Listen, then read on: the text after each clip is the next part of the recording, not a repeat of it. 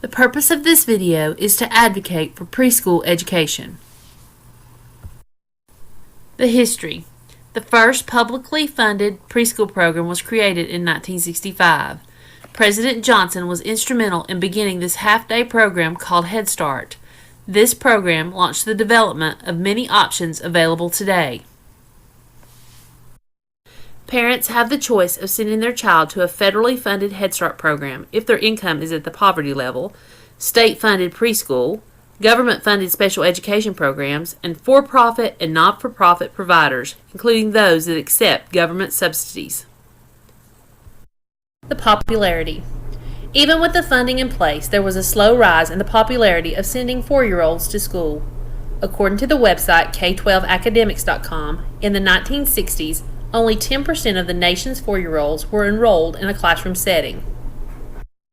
In 1970, the percentage had risen to 22%. However, by 2001, that percentage had risen to 66%, and in 2015, the percentage of the nation's 4-year-olds that were attending preschool was 61%. The questions. Why should a parent make the decision to place their child in preschool education? What difference will it make in the future skills of the child? The expectations. In 2012, the National Institute for Early Education Research stated that 1/3 of the nation's children were unprepared for kindergarten. This is due in part to the high expectations that are in place. With the adoption of Common Core standards in most states, the expectations that should be met by each child became very high. When students begin school without preparation and are pushed to achieve beyond their level of development, problems emerge. The purpose. Add in other conditions, such as low socioeconomic status in the family, and children have huge academic shortfalls that begin in kindergarten.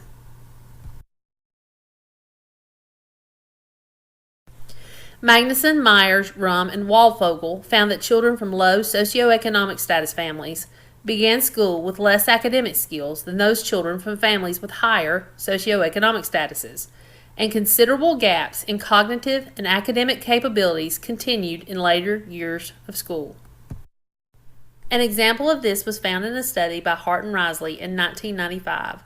They found that by the age of 3, children in families receiving welfare had vocabularies that were half as large as those of their more affluent peers, and the disparities persisted throughout childhood.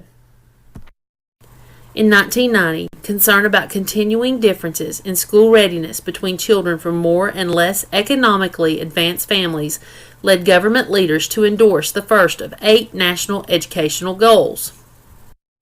The goal stated that by the year 2000, all children should enter school ready to learn.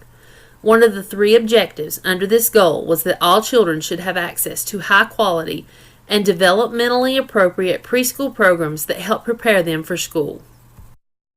The results. There are 2 main methods through which children can benefit from pre-kindergarten programs. The most identifiable is skill achievement, because learning skills earlier allows teachers to move students on to learning more advanced skills sooner. The second includes the early learning of appropriate classroom conduct as well as improving peer relationships.